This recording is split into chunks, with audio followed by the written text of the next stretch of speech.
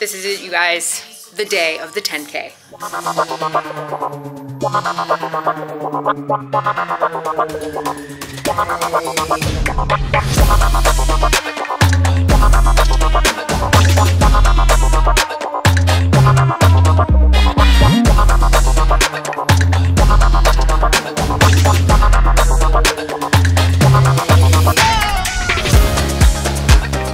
That's right, the WPT pulled out all the stops to make their biggest event of the year epic. There was a drum line, there was Balloon Girl, which I had no idea was a thing. There was a VIP room for all the past WPT champions and anybody who might have won a satellite. It had arcade games, massage chairs, and Jesse's personal favorite, a donut wall. As you can see, the WPT certainly knows how to treat their VIPs, and I was really happy to be one of them. Look at us, you guys. We're here early. Everybody's waiting. The doors are still locked. A little too early. You're officially on the vlog, Hempel. You can't hide behind that banister. This is coach number 2. This is who Jesse goes to talk about all of his hands with. He plays mostly online. He doesn't like to play live, but he'll come down for the occasional 10 or 25K. That's the goat right you there. know? Yeah. That's the goat. Yeah, he'll make an appearance if it's a nice little juicy 10K like today. So maybe we'll keep track of me, Jesse, and Scott today. $10,000 will get you 100,000 starting chips. It's not every day that you start out with 25Ks in your stack. As more players arrive, one of them is Amanda Botfeld, who played and gave away so many satellite seats to this event leading up to it. I'm really looking forward to playing with her in person. And to her left, we've got Mikey D, Mike Del Vecchio, who is basically like my little brother here in Vegas. He is a crusher, so I've got 2 active aggro players right across the table. At least they're not to my left. 60 minutes on the clock per level. It's time to play. And the first significant pot we play is a wild one. Amanda kicks things off under the gun 2 with a raise to 1,200 and the cutoff 3 bets to 5,000. Pretty large sizing in a tournament. And I look down at pocket aces in the small blind. When you play these high buy-in events at a table full of unknown players, they tend to be tighter in the first few levels and they don't splash around too much. They don't want to go home in the first level. So I think that the 3-better in this spot is really strong. So with best hand in poker, I'm going to be 4-betting. So 4-bet incoming, I make it 13,000 chips to go. Amanda gets out of there, and when it's back to the cutoff, he thinks for a while and puts out just a call. So 4-bet pot already 30 minutes into this day. This is nuts. The flop comes out Queen 7 deuce with 2 diamonds. He could obviously have queens, but I'm not going to worry about that just yet. I'm going to throw out a c-bet of 10,000. It doesn't take too long before making the call, and we both see the 7 of clubs on the turn. I continue my aggression. This looks pretty safe to me. I put out 16,000 chips. Here's where things get interesting. My opponent thinks for over a minute. If you guys have ever been at a poker table, it's really rare for people to tank for more than 30 seconds for a decision like this, unless they're all in. And he took over a minute just to think about this turn spot. But he does finally land on a call. When he does make that call, in my mind, I just store away this little piece of information because to me, it means he wanted to do something else other than a call. He probably considered folding, or he could have considered raising. So just keeping that in my mind when we go to a river. Unfortunately, the river is a jack of diamonds. So let's think about that turn tank from my opponent. The stuff that was thinking about folding that ended up calling would be something like jacks and potentially ace queen. I know it sounds nuts, but we are in a 4-bet pot. In the first 30 minutes of the day, our ranges are really narrow. I look really strong. If you guys have ever played with me, you just look at me. People just could assume that I have it. And so for him to consider hero folding ace queen in a 4-bet pot is not out of the question. Potentially 10s as well. So it's either 10s, jacks, ace queen.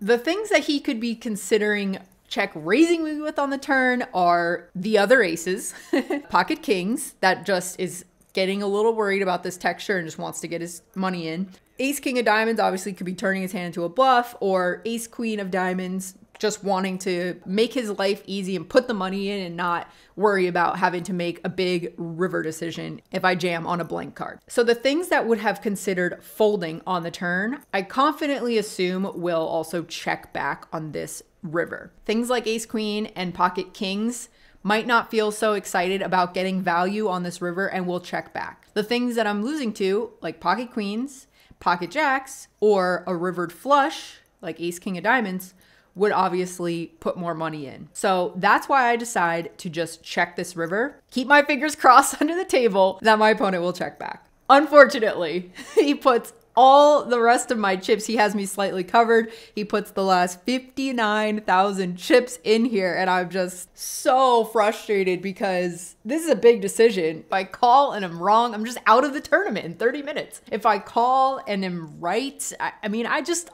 don't see myself being right in this spot. Like, what does it mean to be right in this spot? Like, he jammed kings for super thin value and I called him off. I just don't see that happening. So I landed on a fold.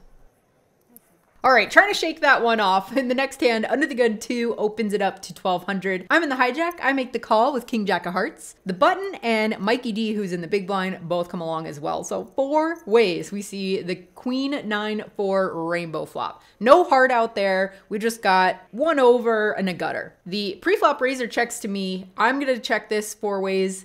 Button checks as well. So we all see the king of clubs on the turn. Turning top pair, checks to me once again, and I think I could consider betting this one. And if I wasn't so trigger shy now and feeling bad about being down so many chips, I probably would have bet. Not a good excuse, but that's why I checked. Button checks, and the river is a 6 of clubs. Yes, a backdoor flush gets there, but once the big blind and under the gun 2 check to me a 3rd time, I'm going for value with my top pair. So I bet out 2,500. Everyone folds. And even though it's not a huge pot, I'm just happy to take it down. We're at the tail end of level 1 when it folds all the way around to the small blind, who completes for 200 extra. I'm in the big blind with 6-5 offsuit and say, sure, let's take a flop, which comes out ace king 7 rainbow. Nothing really going for me there, and when the small blind checks, I decide to check it back. However, the turn is an 8 of clubs, so when the small blind checks to me again, now I have an open ender. He's checked to me twice, looks pretty weak. I'm gonna throw out a bet. So I go on the larger side, I bet 1K into 1,500, and to my surprise, he makes the call. No worries, however, because the dealer puts out the 9 of diamonds, giving us a straight on the river. The small blind has been a very friendly, talkative guy. He is definitely a reg. He plays all over the LA cash game scene and obviously some other tournaments as well. So with that information, I'm just figuring out what kind of sizing I want to go with on the river. He's got to know that there's a lot of missed club draws and that he has capped himself by checking twice and just calling on the turn. For that reason, I go with an overbet size. I bet 5K. Because I'm gonna have a ton of bluffs in this spot after I get checked to twice and it's just a limped pot. Unfortunately though, he does make the fold and we're scooping in another little pot to end the level. The blinds have gone up now and that same exact player opens under the gun 1 to 1,300. I look down at pocket 10s in the next position over and I decide to 3-bet. I make it 4,000 to go. In these 2 early positions, I like to 3-bet almost my entire range because I don't want a bunch of people calling behind. I don't like to get squeezed out of the pot. You're coming in with a strong range anyway. I think it's easier to play when you just 3-bet or fold. You know, obviously you can cheat and throw in a couple of calls, but anyway, that's what I did. I make it 4,000 and the under the gun 1 player makes the call. Heads up, we get a great flop of 9-7-5 rainbow. Beautiful for pocket 10s. So when he checks it over to me, I stick out a value bet. I go a little larger. I go 5,500 instead of doing a 1/3 of the pot or something cute like that. I size up on this flop because you want to get a lot of protection with this hand. He's got a ton of overcards. He's gonna call me with under pairs, so that's why I go on the larger side. The turn is the deuce of hearts. So now that I've 3-bet him pre, I've bet larger on the flop. On this turn, I decided to check it back in game. But looking back on it, I think I could eke out a little more value from those under pairs on this turn. I don't have to go too big. I can just bet half the pot. But I was worried about this player in particular. He is a reg. He understands how to hand read. I don't know how often he's going to call a 3-bet and call twice with a hand like 8s or 6s or ace-9 or something like that. I think he might just hero fold on the turn. And if he does have some type of combo draw or turned flush draw, he might check raise those and turn them into a bluff. So I slowed down, just tried to play a little bit of pot control here and check it back on the turn. The river is the queen of spades, and when he checks it over to me, I take my hand to showdown, and it is good against pocket 6s. The The 10s don't go too far, and this time we get them on the button. Amanda opens under the gun to 1500. I'm gonna peel on the button, and the big blind comes along as well. 3 ways we see a 7-7-3 flop, and Amanda continues for 2K. I'm the only one who makes the call, and the dealer puts out a 10 of hearts right on the turn, so we spike a full house. And this time Amanda slows down with a check. My understanding of Amanda's game in this spot was that she is a little sticky and she does get after it if you bet kind of on the smaller side with check raises and stuff like that. She's already check raised me on a flop. So here I am trying to bait her with a small bet. I go 3,000 into 9,400. And as she picks up her cards to go to fold, she says, Actually, my call could bet bigger, but that's really scary, 3,000. So she's on to me, and my small bet actually did the opposite. It made her spidey senses tingle. She was absolutely correct. I turned a boat, and with that, we go on break and get to say hi to some familiar faces. Okay, I was finally able to snag one of these massage chairs in the VIP lounge, and guess who's over here? Showing up fashionably late to a 10K, you know? No big deal. Yeah, better things to do. Yeah, like, everything running in a WPT. All right, let's figure out how this thing works. Look at all these buttons. Massage chairs should be 100% required for every single break. That was awesome. Feel like a new person. Look at Jamin.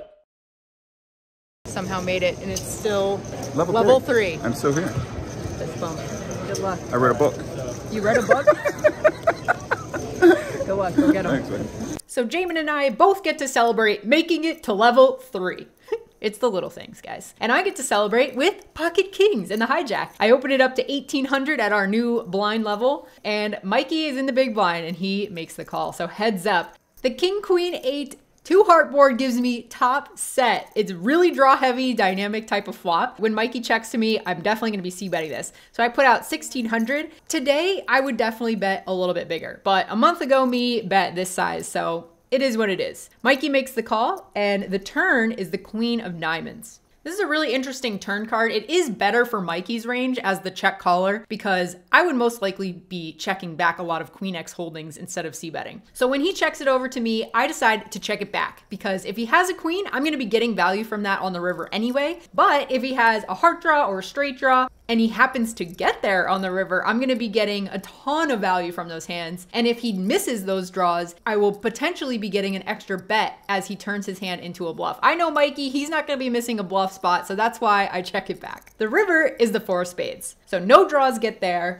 and he does decide to check it again. So now that he checks a 3rd time, I just put him on either a missed draw that is decided to give up, or something like an 8x holding, or the last remaining king that is a little too weak to go for value himself. So I decide on a half pot sizing, trying to target all of those middling holdings. He does end up tossing out a 5K chip, indicating a call, and I say, I got it, Mikey.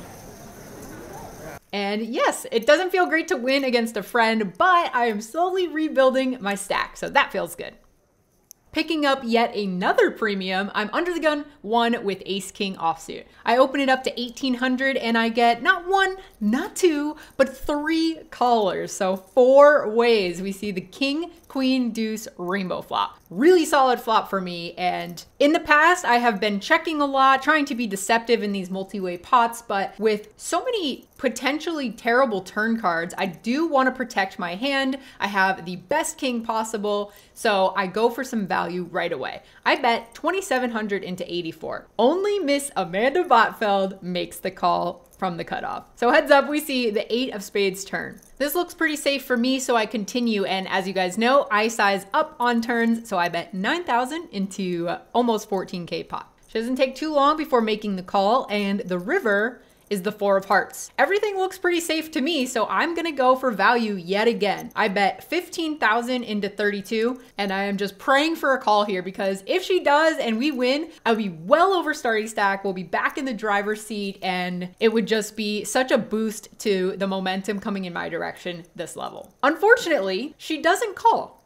No, she puts me all in for the rest of my chips, 65,000 chips total. So this is obviously a disaster scenario for me. I'm going for value and then I get shoved on the river. But before I go into freak out mode, I just need to calmly just think about her range. She's got to perceive me as having a really strong hand to not only c-bet into 3 other people on the flop, but then to continue 2 more times for relatively large sizings against her. So I know she thinks that I have a strong hand. So she's telling me she has an even better hand than that, or that she's willing to bluff me off a strong hand. So what could she be doing this with for value? Nothing that I beat, I don't think. I think she would do this with king, queen, pocket deuces. That's pretty much it. For bluffs, she could have maybe jack 10 of spades, ace 10 or ace jack of spades that are all either open-enders or gutters that pick up a flush draw on the turn. That's not a lot of hands.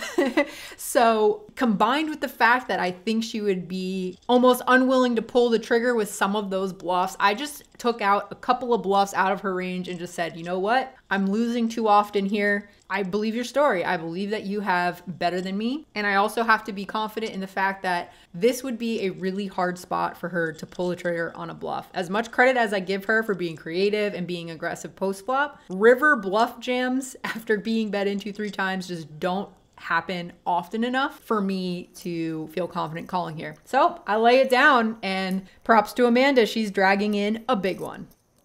And then after this, she gets me a couple of more times. She double barrels me off of a weak second pair when we were 3-handed. She check raises my c-bet when I didn't have anything. And I'm just feeling run over by Miss Amanda. But I think with the ace king, it was a good fold.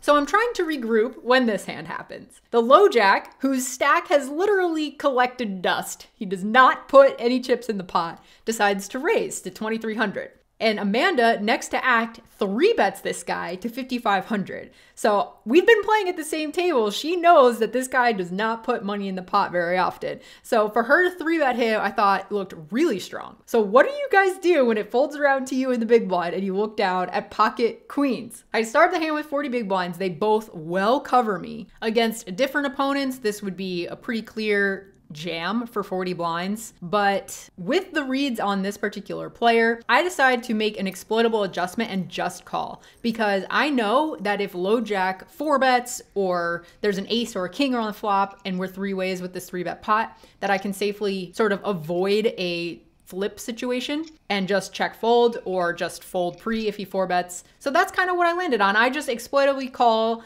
the 4,500. And the low jack, to my relief, just makes the call. So 3 ways, we are just praying underneath the table, fingers crossed, no ace, no king, no ace, no king. But the dealer has other plans and puts out ace 4 deuce right on the flop. Check to the low jack, who checks it over to Amanda, who also decides she's gonna check it back. The turn is yet another ace. Interesting.